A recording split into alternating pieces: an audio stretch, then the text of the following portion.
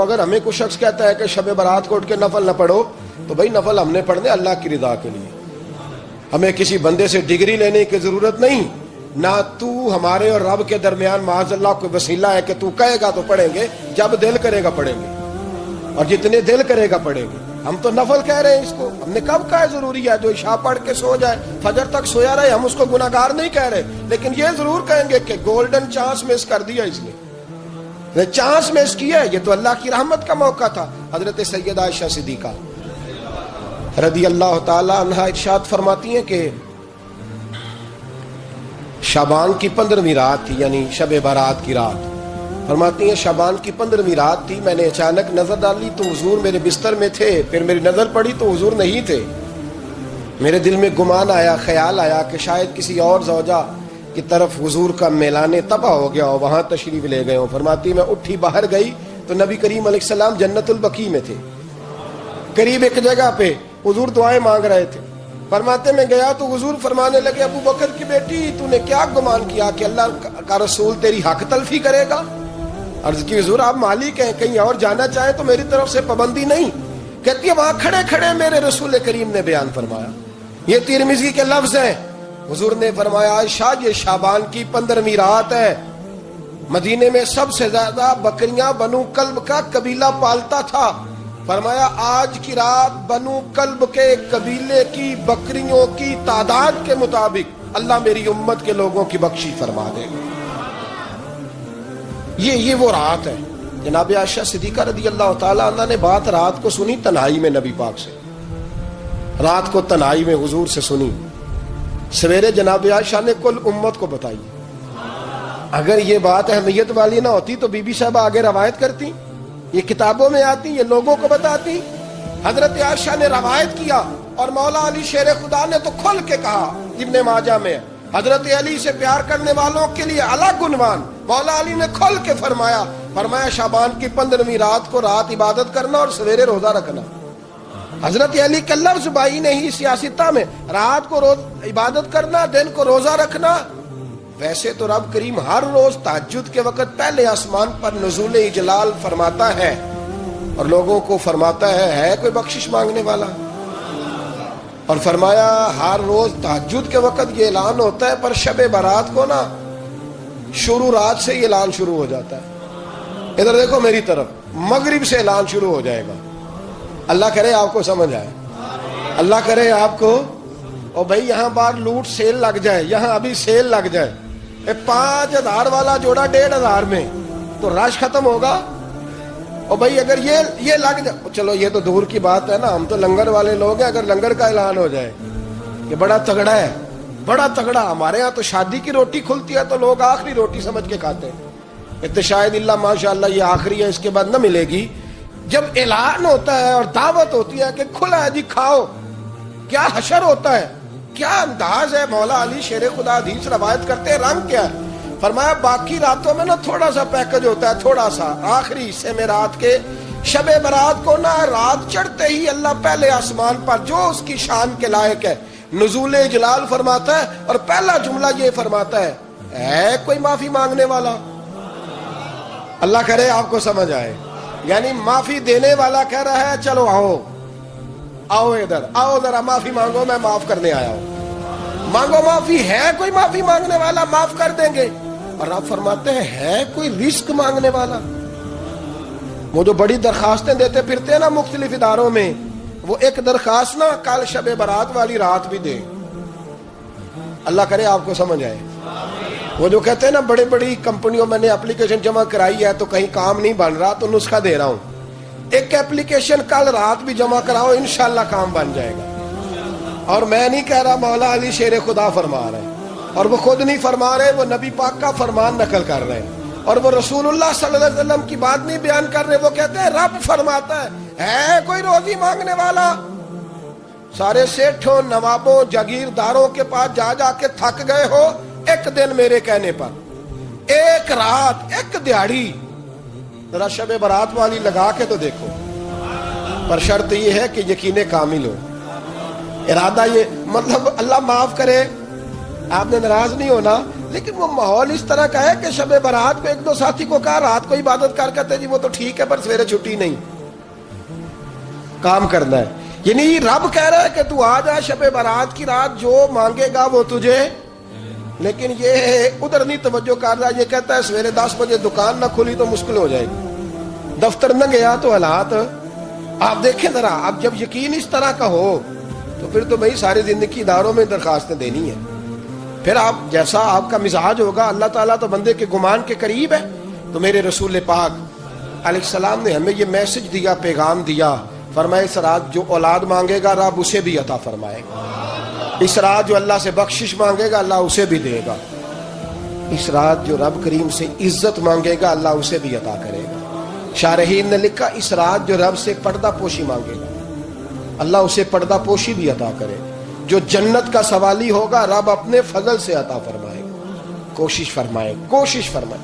10 محرم کو ہمارے ہاں لوگ جاتے ہیں قبرستان، وہ کسی حدیث سے ثابت نہیں، میں منع نہیں کر رہا، جائیں 9 محرم کو جائیں، 10 کو جائیں، 11 کو جائیں، 8 کو جائیں، سفر میں جائیں، ربیع الاول میں جائیں، قبرستان میں جب بھی جائیں منع نہیں ہے. لیکن شب برات والی رات تو خود رسول کریم گئے ہیں نا قبرستان.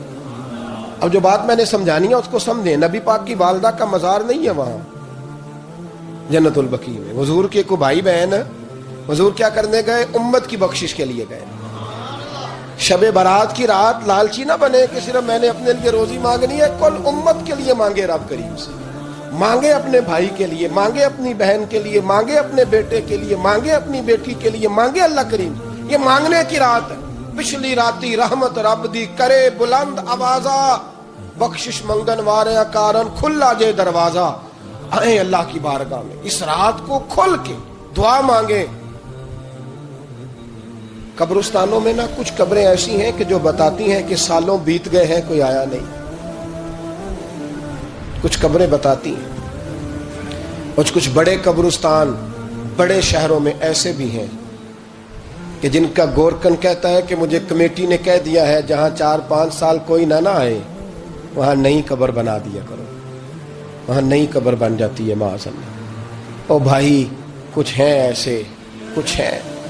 یہ جائیں نا اکبر بادشاہ یہاں لیٹا ہے لاہور میں تو شعر لکھا ہوا ہے، بر مزارے ماں غریباں نے گلے پروانہ سوزز نے صدائے بلبلے.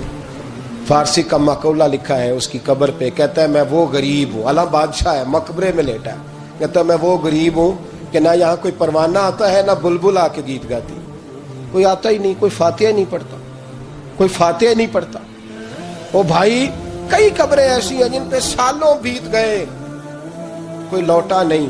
اور مشکات میں حدیث ہے، میرے نبی کریم علیہ السلام نے فرمایا جو قبر میں ہوتا ہے وہ تو اس آدمی کی طرح ہے جو دریا میں ڈوب رہا ہے اور وہ انتظار کر رہا ہے کہ میرا بیٹا میرے لیے دعا مانگے، میری بیٹی دعا مانگے. پر بیٹے کو تو 27 سال ہو گئے، ملک سے باہر ہے. کاغذ بنے گے تو ابے کی قبر پہ آئے گا نا، اس کے تو کاغذات ہی نہیں مکمل ہو رہے.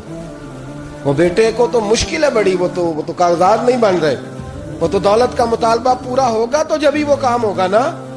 انتظار ہو رہا ہے قبروں میں میرا بیٹا دعا کرے، میرا بھائی دعا کرے. اور اگر بچہ دفن ہے تو وہ کہتا ہے میری ماں دعا کرے، میرا باپ دعا کرے.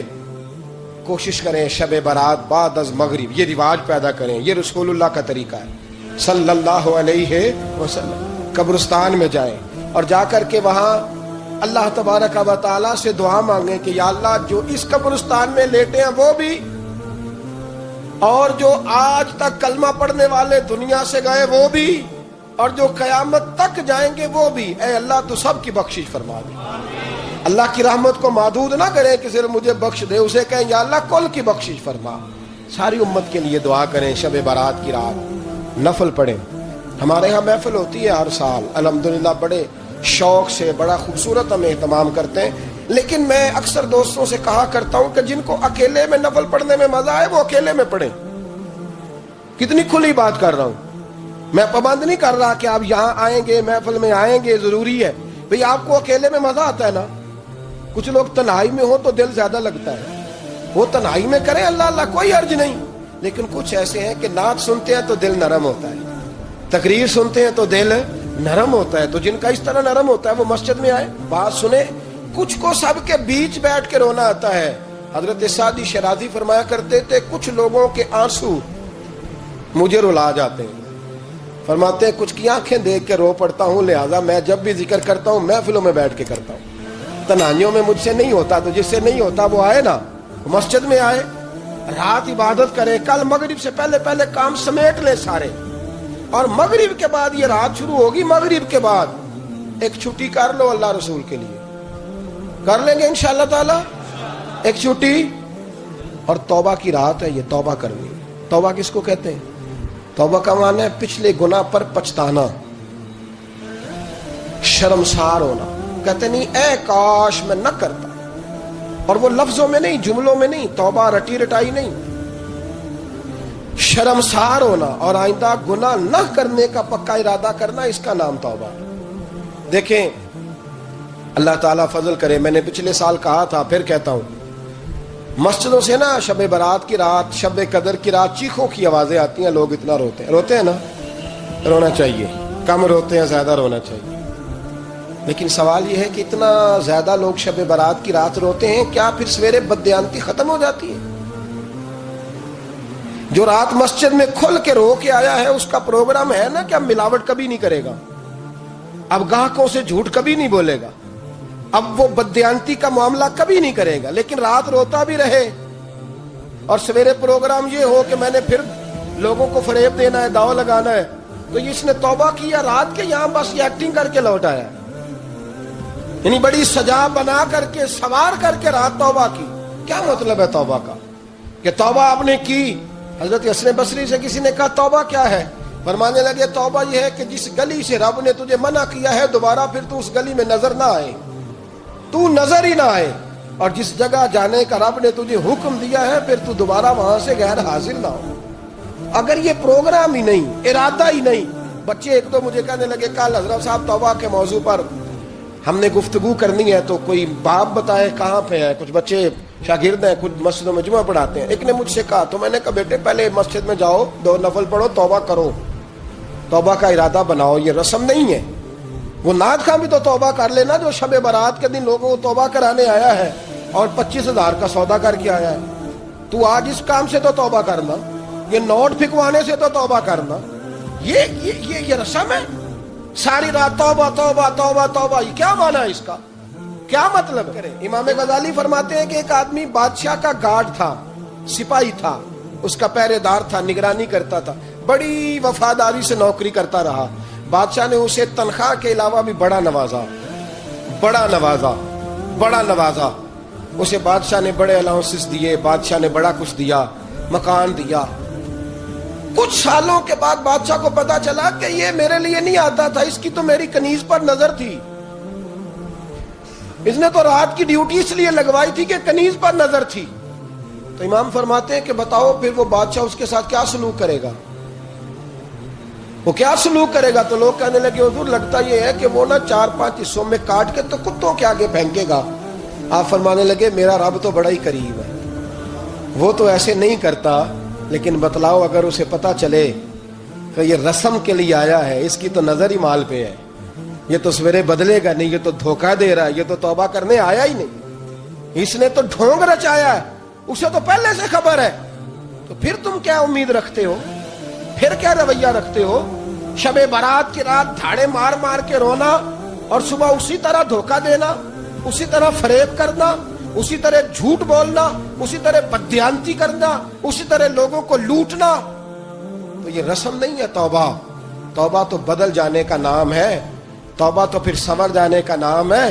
توبہ تو اس طرح ہے جس طرح حضرت ابراہیم ابن ادھم نے کی تھی، وقت کے بادشاہ تھے، بادشاہ جب توبہ کی تو پھر ہر چیز چھوڑ دی، پھر مال لوگوں میں بانٹ دیا اور پھر ٹاٹ کا لباس پہن کر زندگی گزاری۔ لوگوں نے کہا حضور یہ تبدیلی ہے؟ فرمایا تبدیلی نہیں، یہ میری توبہ ہے، یہ میری توبہ ہے۔ جب توبہ کی تو پھر بدل کے کی، جب توبہ کی تو پھر تبدیل کیا آپ نے۔ یہ کیا توبہ ہوئی؟ ساری رات روتے رہے، سویرے دکان پہ جا کے پھر قسم اٹھائی کہ مجھے تو پڑتا ہی 11,000 کا ہے، یہ توبہ ہے؟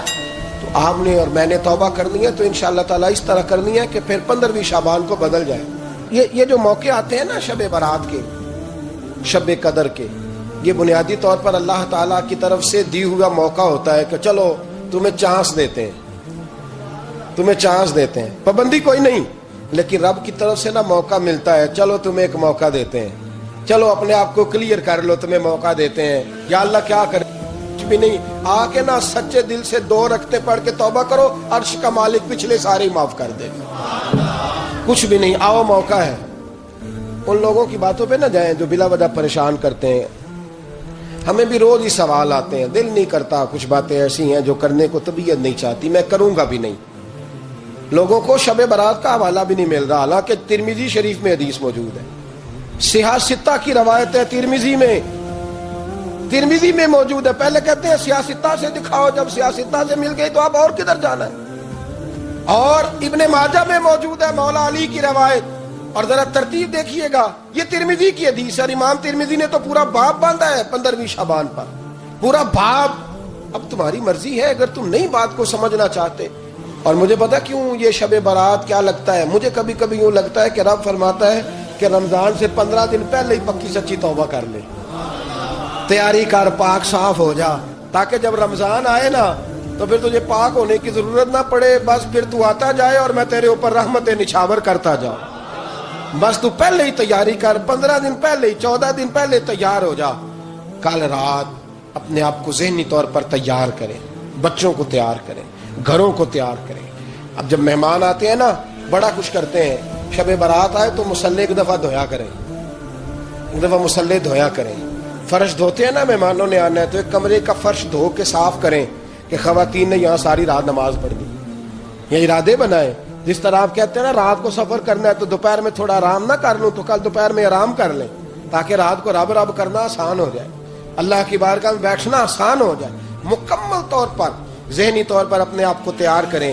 یہاں بھی محفل ہوگی انشاءاللہ، عشاء کے متصل بات شروع ہو جائے گی، 12 بجے تک محفل چلے گی، پھر 12 بجے کے بعد نماز تسبیح پڑھی جائے گی، پھر 1 بجے پھر دوبارہ آپ کو اجازت دی جائے گی، کوئی انفرادی طور پر گھنٹہ سوا اپنی الگ سے کوئی عبادت کرنا چاہے تو وہ تب بھی ممکن ہو، جیسے آپ کو موقع بنے۔ میں کہہ چکا ہوں، لیکن وقت ضائع نہ کرنا، گولڈن چانس ہے، اس کو مس نہ کرنا، یہ شب نجات ہے، اس کے ضرور قریب جانا۔